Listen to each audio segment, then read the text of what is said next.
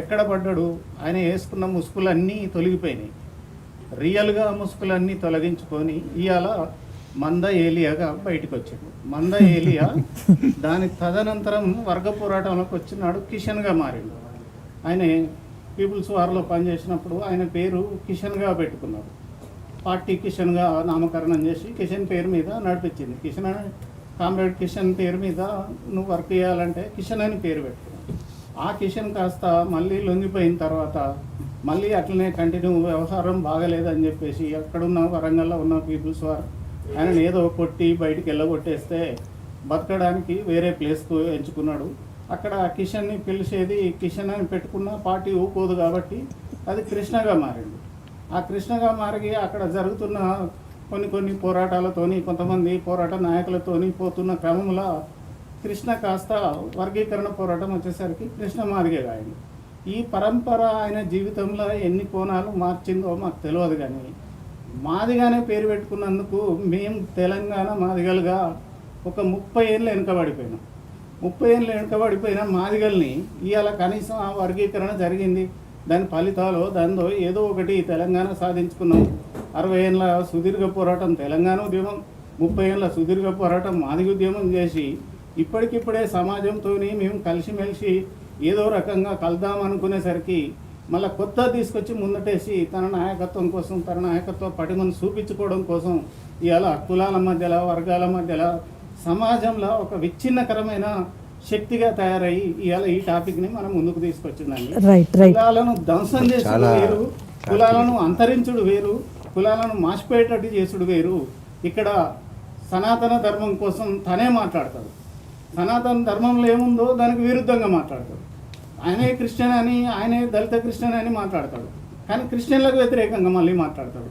మళ్ళీ కోడి చేసుకున్నాడు, అటు ఏంటిది కట్టేరుగవద్దు, పాము సావద్దు, నేను లీడర్గా ఉండాలన్న ఏకైక లక్ష్యంతో ఇవాళ సమాజంలో ఒక విచ్ఛిన్నకరమైన ఈ స్థితిని తీసుకొచ్చిండు. కాబట్టి కుల నిర్మూలన జరగాలి అని అంటే కులాలుగా మనం ఏ పనులు అయితే చేసినామో ఆయా పనుల పట్ల ఇప్పుడు పెద్దలందరూ ఉన్నారు, సనాతన ధర్మాన్ని పాటించేటోళ్ళు. మాదిగలుగా మేము ఒక ధర్మాన్ని పాటిస్తున్నామండి. ఈ సమాజం పట్ల మాకు ఉండాల్సిన ధర్మం ఏందో అది ఈ రోజు కూడా పాటిస్తున్నామంటే దీన్ని సనాతన ధర్మం అందామా, ఆది ధర్మం అందామా, పురాతన ధర్మం అందామా మీరు ఆలోచించండి. ఇలా ఊర్లో కుక్క చచ్చిపోయినా, మనిషి చచ్చిపోయినా, ఇంకొకటి చచ్చిపోయినా బాధ్యతగా వివరించి ఊరిని క్లీన్ చేసే బాధ్యత ఇంకా కూడా మాదిగ సమాజం చేస్తున్నారు. ఎందుకు చేస్తున్నాము? మేము ధర్మం తప్పట్లేదు. లేదు, ధర్మాచరణ విషయంలో కులము లేదంటే అందరూ ఒప్పుకున్న అంశమే. ధర్మాచరణ విషయంలో అందరూ వెళ్తారు, అక్కడ కులాలు లేవని చెప్పిన మాట ఆయన వాస్తవం. కానీ మళ్ళీ మాట్లాడతారు సార్. ఒక కులంగా ఆపాదించిన ఏ ధర్మాన్ని కూడా మేము ఇవాళ వదిలిపెట్టలేదంట. సమాజం పట్ల మాకు ఉండాల్సిన ధర్మాన్ని మేము నిర్వహిస్తున్నాం. తనకు తెలియదు, తను పుట్టుకనే క్రిస్టియన్ కాబట్టి ఆయన బైబిల్ చదవాలి, ఆడికి పోయి రావాలి, ఈడికి పోయి రావాలి. తెలంగాణలో స్పెషల్లీ ఏంది అని అంటే మేము అది గతంలో ఏమున్నది ఏం పోయిందో నవాబులు వచ్చేది. నవాబులు మమ్మల్ని ఎట్లా కొట్టినా తిట్టినా ఏది చేసినా పడి సచ్చినాం, అది చేసినాం. ఇక్కడ పటేల్ పటువారు వ్యవస్థ, దొరలు భూస్వాములు వ్యవస్థ ఉన్నది. ఆ వ్యవస్థను కూడా తలకి ఎట్టి చేసినాము, అన్నీ చేసినాం.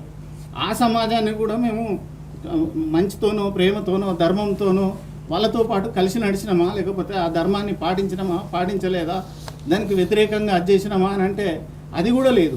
ఆ ధర్మాన్ని కూడా పాటించినాం. ఎవరు ఏది చెప్తే ఆ ధర్మాన్ని పాటించే తెలంగాణ మాదిగలకు ఇవాళ క్రిస్టియన్ దళిత క్రిస్టియన్లు ఎక్కడి నుంచి వచ్చిరండి? తెలంగాణలో నవాబుల రాజ్యమే.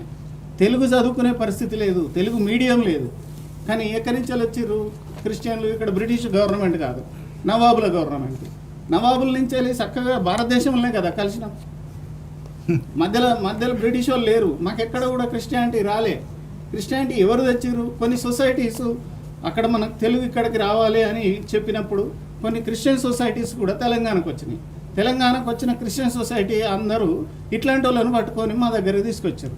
ఇప్పుడు మా పరిస్థితి ఎట్లా అయిపోయిందంటే మొన్నటిదాకానేమో పోరాటం అన్నాం, ఇప్పుడే పొయ్యిలకెళ్ళి పేనమ్మించేళ్ళి పొయ్యిల పడ్డాంరా, పొయ్యిలకెళ్ళి బయటపడ్డాము అనుకునే సందర్భంలో మళ్ళీ ఇంకో కొత్త పంచాయతీ ముందడికేసి ఇక మమ్మల్ని అసలు సమాజం పట్ల కానీ మా పట్ల కానీ ఒక దయనీయమైన గుణంలో దయనీయమైన పరిస్థితులల్లో ఇలా తెలంగాణ మాదిగలుగా మేము ఇలా మీ ముందటికి వచ్చినామండి. రైట్ సార్, మాట్లాడదాం. తిలక్ గారు మీరు చెప్పండి. ఇప్పుడు సరైనట్టుగా ఇక్కడ స్వార్థ ప్రయోజనాలే కనిపిస్తున్నాయా? అటు చిన్నజీయర్ వ్యాఖ్యలు తీసుకున్నా, లేకపోతే ఇప్పుడు మందకృష్ణ మాదిగ చేసిన వ్యాఖ్యలు తీసుకున్నా, నిజంగా పూర్తిగా సమాజ ధర్మాన్ని పాటించే విధంగానే ముందుకు వెళ్ళాలా, లేకపోతే ఈ స్వార్థ ప్రయోజనాల కోసం ఇటువంటి వారు చేసే వ్యాఖ్యలు ప్రభావితం చేస్తాయన్న అంశాన్ని వారు పరిగణలోకి తీసుకొని మాట్లాడితే మంచిదా? ఒక సాహసం అనుకోండి, నిజం మాట్లాడడానికి భయం అక్కర్లేదు. చిన్నజీఆర్ స్వామి వారు, ఆయన్ని స్వతహాగా నేను కలిశాను చిన్నజీఆర్ గారిని. చిన్నజీఆర్ పరంపరలో చాలామందికి తెలియని విషయం ఏంటంటే అందరూ బ్రాహ్మణులే ఉంటారని అనుకుంటారు. చిన్నజీఆర్ పరంపరలో 2 దళితులు ఉన్నారు. వాళ్ళ వృత్తి చెప్తే మీరు ఆశ్చర్యపోతారు. పెద్దలు నిర్ధారించాలి, నేను చెప్పను. మీకు వచ్చినప్పుడు మీరు చెప్పండి, అది వాళ్ళు చెప్తే బాగుంటుంది. అయితే చిన్నజీఆర్ గారు ఏం చెప్పారు? ఎవరి కుల వృత్తులు వాళ్ళు చేయాలి, నేను సమ్మతించను, నేను వ్యతిరేకిస్తా. చిన్నజీఆర్ గారు గొప్పవారు,